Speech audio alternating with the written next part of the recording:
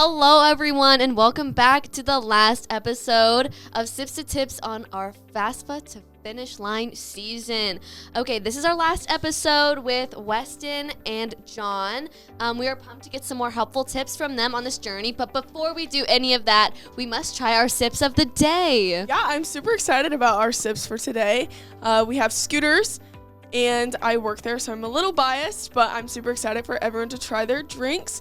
Fun fact, we actually have 2 locations in Fremont, and they offer a Midland student discount, so that's also really exciting. Today I have a Peach Bliss Quencher. It has peach and mango in it. What's everyone else drinking? Yeah, I have the same, and I must admit it's quenching. There we go. I went with the chai tea latte today. Very good. And I went to my go-to when I go to Scooters, which is just a simple strawberry smoothie. We love Scooters, so now let's hop into our tips of the day. So the last tips for the FAFSA to Finish Line season.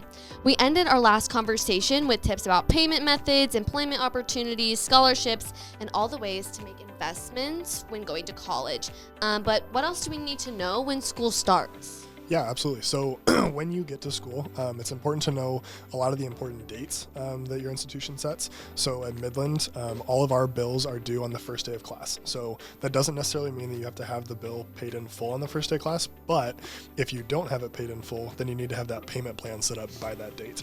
A couple other important dates to consider here at Midland, we post late fees about 2.5 weeks into the semester. So you want to make sure that you're not dragging your feet too long and getting that bill taken care of. And then the other date that we pay attention to is the hold list date. So that's the day that we put registration holds on accounts where students can't register for an upcoming semester if they still have an outstanding balance over $500. So just some important things to consider, and every institution is going to be a little bit different. So just make sure you know those dates and make sure you're staying on top of email communications that are coming out from your billing and financial aid offices to make sure you're meeting those deadlines. Great. So what suggestions would you have for a student who's already in college or getting ready for another semester? Yeah, so like I mentioned earlier, the FAFSA opens on October 1st, so be sure that if you're planning on coming back next year, that you complete that FAFSA as soon as possible. Be proactive, don't be reactive as a returning student is what we like to tell our students. The other thing is be successful in your classes. Financial aid can only pay for classes that you successfully complete, and so be sure that you stay going to class and stay successful in your classes. The other thing is just continue to communicate with us. Communication is key. And so if you're planning on coming back next year, if you have financial aid questions or student billing questions, just reach out to us. Be proactive and communicate with us. Awesome. What else do you want to share about your guys' offices? Yeah, I would just say that for both of our offices, our goal is to be as helpful as possible to students. We understand that finances can be stressful and confusing at times even for students, and so that's part of the reason why we're doing this podcast, is to help you guys understand a little bit more of our processes. But honestly, just come and talk to us in person or via email or over the phone. We want to help you guys be as successful as possible. So use us as your resources, and that's what we're here for.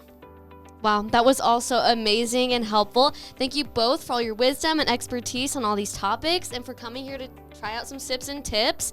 I can't think of any better people to help some students with any concerns that they may have going into their university experience. But that brings us to the close of our FAFSA to Finish Line season for Sips and Tips. If you have any questions, reach out to Weston or John or anyone at Midland. We'd love to help you out. It's been real, and we look forward to seeing you guys on the next season of Sips and Tips with some new folks on campus to share some awesome tips with you all. So until then, cheers to great sips. And even better tips. Cheers. Cheers. Cheers.